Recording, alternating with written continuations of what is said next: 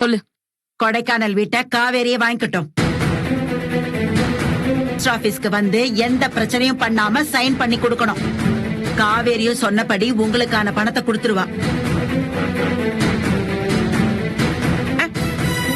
உன் தங்கச்சி வீட்டை கேக்குறான்னு தெரிஞ்ச உடனே அவளுக்கு விலைய எவ்வளவு கூட்டி சொன்னீங்க? அவ அதுக்கும் ஒத்துக்கிட்டால. அப்படி இருந்தும் வீட்டை அவளுக்கு விற்க முடியாதுன்னு சொன்னா என்னடி அர்த்தம்?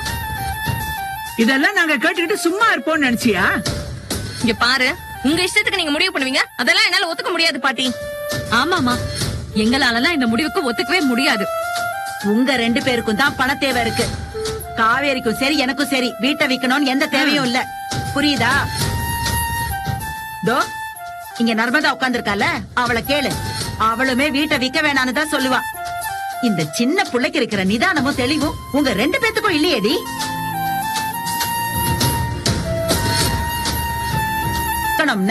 காவேரிக்கு தான் வீட்டை விக்கணும்.